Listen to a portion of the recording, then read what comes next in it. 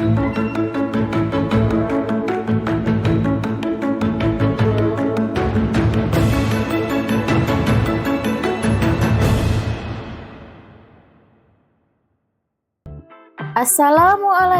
warahmatullahi wabarakatuh. Salam Bapak Ibu Guru hebat, salam guru penggerak. Saya Winda Rosmaniar, CGP Angkatan 11 dari SMK Negeri 1 Majalaya. Berikut adalah koneksi antar materi modul 2.3 yaitu coaching untuk supervisi akademik. Pada pendidikan guru penggerak Angkatan 11, saya dibersamai dengan fasilitator Bapak Fadlan Fadilah dan pengajar praktik Ibu Hajah Sandra Gustiana. Pada koneksi antar materi ini, tujuan pembelajaran khusus yaitu CGP menyimpulkan dan menjelaskan keterkaitan materi yang diperoleh dan membuat refleksi berdasarkan pemahaman yang dibangun selama modul 2 dalam berbagai media. Berikut ini adalah pengalaman materi yang baru diperoleh oleh saya dari modul 2.3 coaching untuk supervisi akademik. Coaching didefinisikan sebagai sebuah proses kolaborasi yang berfokus pada solusi, berorientasi pada hasil dan sistematis, di mana coach memfasilitasi peningkatan atas performa kerja, pengalaman hidup, pembelajaran diri, dan pertumbuhan pribadi dari coach.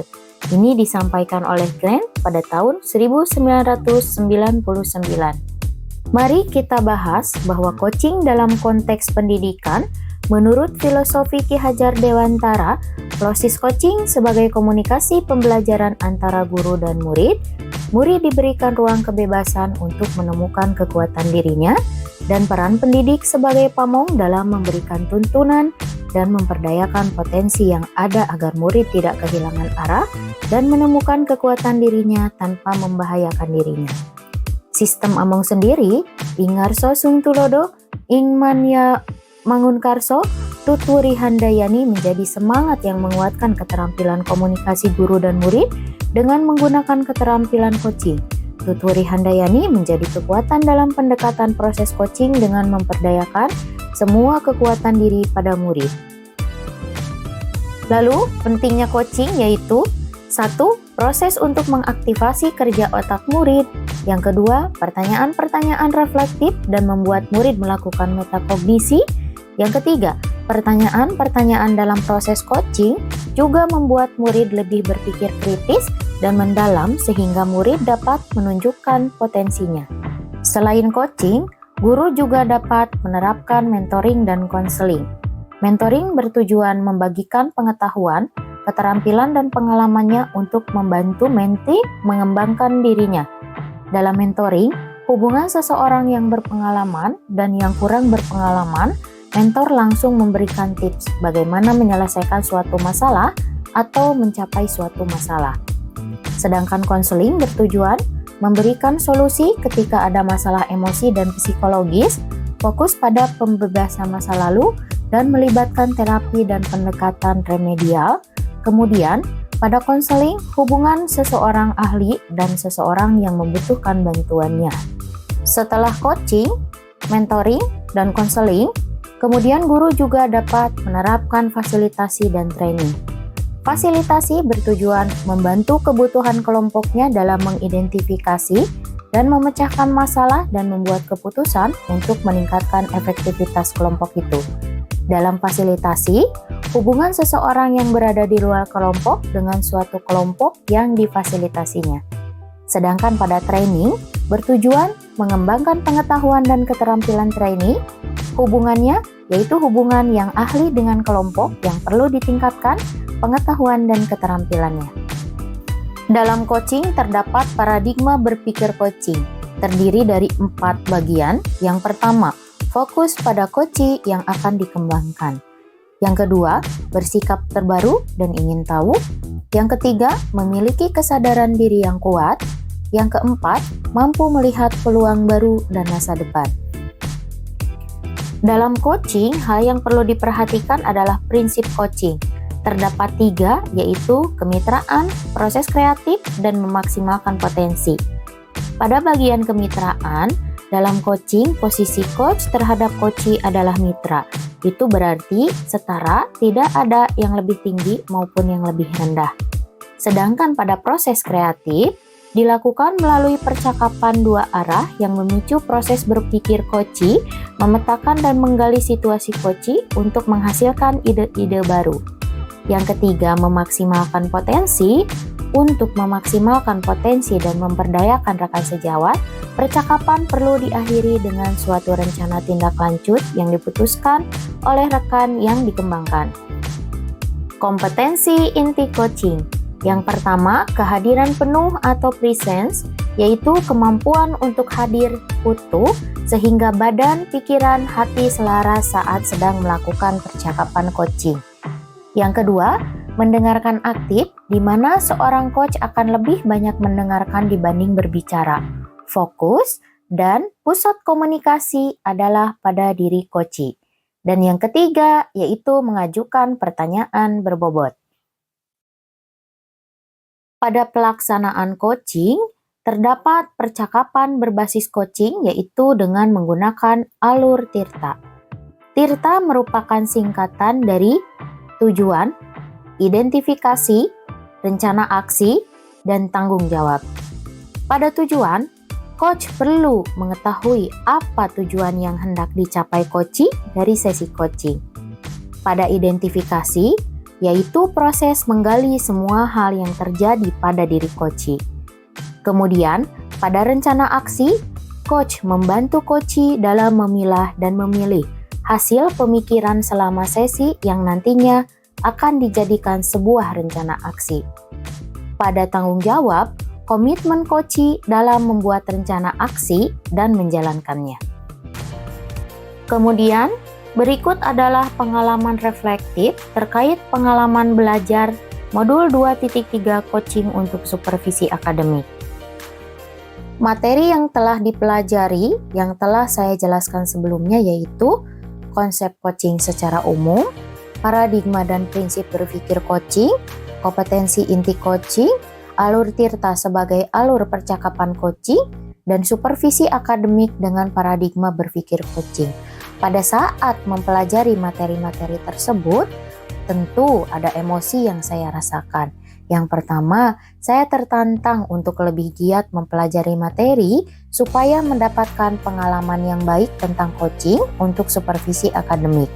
Yang kedua, saya ingin mengembangkan kompetensi yang dimiliki dalam praktik coaching dengan murid, dengan rekan sejawat, agar lebih terlampil dalam pelaksanaan coaching untuk supervisi akademik ke depannya. Apa yang sudah baik berkaitan dengan keterlibatan saya dalam proses belajar? Saya sudah mampu berkolaborasi dengan rekan sejawat, rekan CGP Kabupaten Bandung saat mempraktekkan proses coaching menggunakan alur Tirta. Dan sesuai dengan prinsip coaching, dalam ruang kolaborasi dan demonstrasi konstekstual, baik berperan sebagai coach, coachee, dan pengamat. Lalu, apa yang perlu diperbaiki terkait keterlibatan saya dalam proses belajar? Yang perlu diperbaiki adalah kemampuan saya dalam presence atau kehadiran penuh dan mendengarkan aktif. Saya ingin agar proses ketika coaching dilakukan, coachee mengutarakan seluruh unek-unek yang ada dalam hatinya tanpa ada batasan, keterkaitan terhadap kompetensi dan kematangan diri pribadi. Setelah saya mengikuti modul 2.3 coaching untuk supervisi akademik yang bertujuan untuk mengembangkan kompetensi guru agar dapat melakukan pembelajaran yang berpihak pada murid, yang dilakukan melalui pendekatan coaching, saya melihat perkembangan pada kompetensi saya. Hal ini tercermin dari ketika proses coaching dipraktekkan bersama rekan CGP, saya mampu berkolaborasi dengan baik dengan rekan sejawat menggunakan alur Tirta dan teknik rasa, baik sebagai coach, coachee, dan pengamat. Ketika saya terlibat dalam proses coaching, saya harus lebih bisa membuat suasana agar lebih nyaman dan kondusif. Saya juga harus bisa mengontrol asumsi-asumsi pribadi dari emosi saya agar saya dapat berpikir dan bertindak secara matang sesuai prinsip coaching, yaitu kemitraan dan memanfaatkan potensi secara maksimal.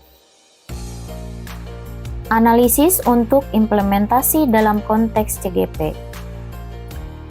Memunculkan pertanyaan kritis yang berhubungan dengan konsep materi dan menggalinya lebih jauh. Bagaimana cara terbaik untuk mengintegrasikan teknik coaching ke dalam rutinitas supervisi akademik yang sudah ada? Cara terbaik untuk mengintegrasikan teknik coaching ke dalam rutinitas supervisi akademik yang sudah ada adalah dengan menggunakan alur tirta dalam setiap sesi, mulai dengan percakapan pra-observasi untuk menetapkan tujuan, lakukan observasi dengan pendekatan non-judgmental, dan akhiri dengan percakapan pasca observasi untuk refleksi konsisten dan keterlibatan guru di setiap tahap akan meningkatkan efektivitas dari supervisi akademik. Analisis yang kedua yaitu mengolah materi yang dipelajari dengan pemikiran pribadi sehingga tergali wawasan baru. Saya mencoba mengolah materi yang dipelajari dengan menyesuaikannya dengan konteks sekolah saya, terutama karena saya mengajar mata pelajaran produktif di SMK, misalnya menggunakan sesi singkat yang fokus pada tujuan spesifik yang ingin dicapai oleh guru. Menganalisis tantangan yang sesuai dengan konteks asal CGP, baik tingkat sekolah maupun daerah. Tantangan terbesar adalah waktu yang terbatas dan beban kerja yang tinggi yang bisa menghambat pelaksanaan coaching secara rutin. Selain itu, ada juga tantangan dalam memastikan semua guru terbuka dan siap menerima pendekatan coaching. Memunculkan alternatif solusi terhadap tantangan yang diidentifikasi. Sebagai solusi, saya bisa mulai dengan sesi coaching yang lebih singkat dan terfokus. Saya juga dapat mengintegrasikan coaching ke dalam pertemuan atau kegiatan lain yang sudah ada untuk menghemat waktu dan sumber daya. Kemudian, membuat keterhubungan. Pengalaman masa lalu, kegiatan supervisi setiap tahunnya dilakukan oleh kepala sekolah dan pengawas di sekolah saya. Tetapi, kegiatan tersebut memenuhi kewajiban tanpa memahami makna supervisi yang sebenarnya. Supervisi di akademik dilakukan hanya sebatas kepala sekolah atau pengawas mengobservasi kelas tanpa kegiatan pra-observasi dan pasca-observasi, sehingga hasilnya hanya sebatas penilaian guru saja. Keterhubungan yang selanjutnya adalah penerapan di masa mendatang.